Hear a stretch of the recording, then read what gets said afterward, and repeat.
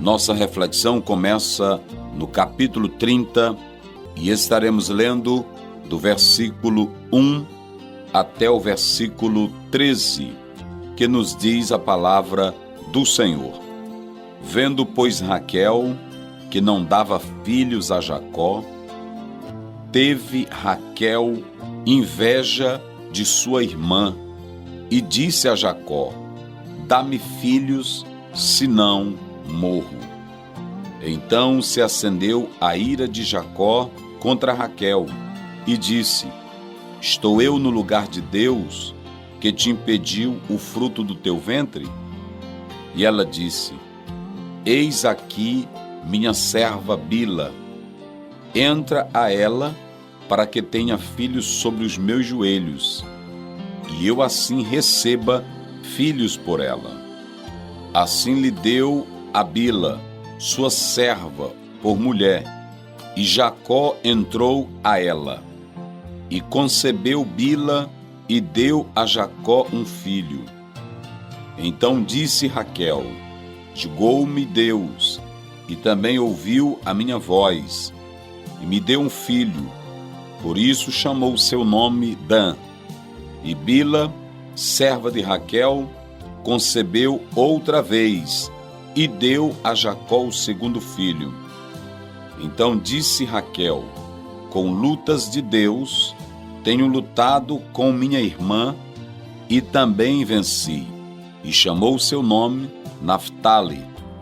Vendo, pois, Leia, que cessava de gerar, tomou também a Zilpa, sua serva, e deu-a a Jacó por mulher. E deu Zilpa, serva de Leia, um filho a Jacó. Então disse Leia: vem uma turba, e chamou seu nome de Gade. Depois deu Zipa, serva de Leia, um segundo filho a Jacó. Então disse Leia: para minha ventura, porque as filhas me terão por bem-aventurada. E chamou seu nome Azer. Meus queridos irmãos e amigos, nós falaremos sobre os males da inveja.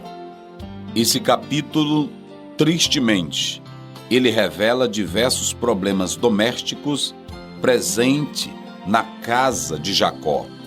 E nós queremos destacar aqui a inveja e os seus males. Observe que o texto começa falando da aflição de Raquel, pois devido sua esterilidade, que lhe impedia de dar filhos a Jacó, ela deixa claro, ela transparece que não aguentava mais aquela situação. Mas também ela revela o lado ciumento dela, por causa de Lia, ou Leia, como também é assim chamada, por ela ser produtiva, já ter dado a Jacó, Lia, ou Leia, 6 filhos e uma filha.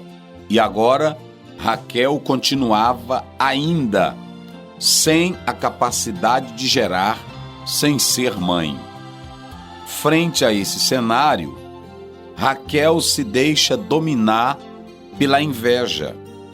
E a forma que ela se posiciona, se manifesta, especialmente em palavras, denotava claramente o seu ciúme contra Lia. Observe que a palavra ciúme do hebraico é kaner, o que denota que diante da produtividade de Leia, Raquel não suportava mais presenciar toda aquela situação. Eu quero dizer aqui que o ciúme ele tem 2 lados. O ciúme tem um lado positivo e o ciúme tem também o seu lado negativo. Do lado positivo, o ciúme é um tipo de zelo, de cuidado. Mas do lado negativo, o ciúme pode ser totalmente horrível, marcado por um sentimento corrosivo e doentio da inveja. E o que de fato é o que está se processando aqui na família de Jacó, especialmente na rivalidade presente entre Lia e Raquel. tudo causado por causa de Jacó. A inveja de Raquel podia ser percebida no seu olhar, na maneira que falava. Nós falamos que os 3 personagens do texto, já em uma mensagem anterior, envolvendo Jacó, Léia e Raquel, eles serão o protagonista principal, os quais farão com que toda essa situação tende sempre a piorar. Jacó não lutou para melhorar, nem Raquel, nem Lia, mas o problema entre eles vai se intensificando cada vez mais. Então, nós devemos atentar para isso.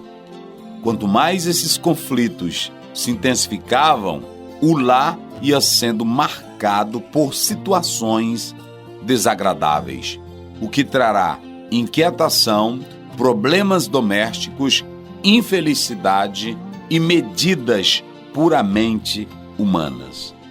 Então, nós queremos dizer a todos que essa situação, ela envolvia essas 3 personagens.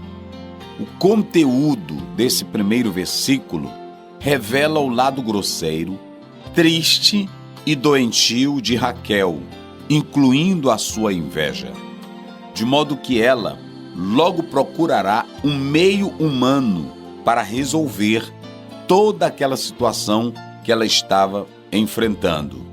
É interessante dizer que as medidas tomadas por Raquel, elas não serão vantajosas. É no desespero, é na inveja e sempre vai trazendo cada vez mais situações conflitantes para o lar. Quem está dominado pela inveja sempre tomará medidas drásticas. Foi assim que aconteceu com Caim. Por inveja, matou a seu irmão Abel. Quando nós lemos Gênesis, no capítulo 4, versículo 8, podemos perceber que o primeiro homicídio presente em uma família teve a sua causa na inveja. Por isso que o versículo 8 nos diz da seguinte forma: E falou Caim com seu irmão Abel. E sucedeu que, estando eles no campo, se levantou Caim contra seu irmão Abel e o matou. Então perceba que a inveja, ela levou Caim a matar Abel. Também quando nós lemos Mateus 27:18, por inveja, os inimigos de Cristo entregaram ele para ser crucificado. Nós podemos confirmar isso em Mateus 27:18.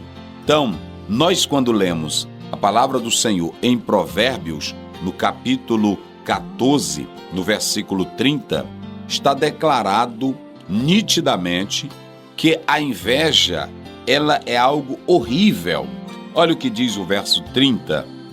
O coração com saúde é a vida da carne, mas a inveja é a podridão dos ossos. Caim matou Abel por inveja. Jesus foi entregue pelos seus adversários por causa da inveja, mediante o sucesso de Jesus Cristo, a popularidade de Jesus Cristo. E agora Salomão nos agracia com esse versículo, dizendo claramente que não é bom ter inveja, porque a inveja, ela é a podridão dos ossos.